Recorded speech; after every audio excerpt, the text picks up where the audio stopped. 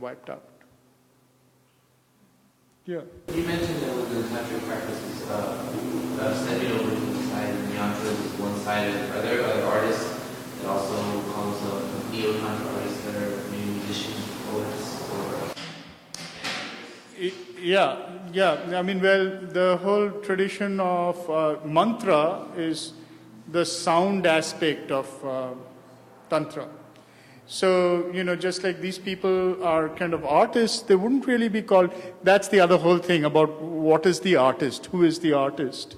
And in the earlier sort of, the people who made these, I don't know whether they'd be considering themselves as artists, though there is a certain artfulness to them, even paintings like that definitely have some artfulness. So there is a certain kind of a range from, sort of just functional objects for meditation and objects of aesthetic contemplation, that there is a certain amount of delight you take in the hand of the person who's made it, So as far as mantras go, also similarly, there are people who intone these mantras or sounds.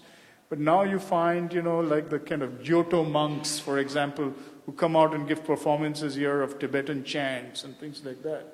Those are also the sound aspects of these kind of things that are, I don't know if any of you have seen the sort of video by, what's his name, the kind of famous comparative religions professor, the man who wrote the book on comparative religion, anyway. Huh? Not Joseph Campbell. I'm forgetting his name. But basically, he's the one who discovered these chanters of Tibet, right? He was present at one of their chant sessions, and it was so incredible to him that he made the connections for them to come to New York and, present their art in public.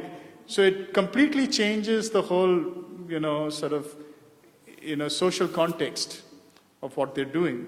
But that's what's happening now. Yeah. I was just thinking about how maybe there's a parallel between, maybe this is completely impossible, but I was thinking about how there could be a parallel between how these function as images and how they function as something other than an image in comparison to like an MRI, which is like an image kind of scan of a body, but a radiologist would be looking at this as kind of specific information. They're not necessarily looking at it as an image. Yeah. It seems like these kind of could function in a similar way, where it's information about a body that's not necessarily an image, but it's another kind of realm or something. Yes, I think very much so. Very much so. Yeah, because, it's true that, let's say, that when you kind of read the traditional text, and I showed you the traditional diagrams, there is this, a kind of diagram about such and such a thing should have these colors, these shapes, etc. But none of these neo-tantric artists are using those forms, nor are the traditional ones for that matter. They're coming out of it purely out of their experience. And so if that's the case, then it can be looked at exactly like you're saying, that it's in some sense a record of something, of an inner structure that can be yielding certain types of information. Yes, Brian.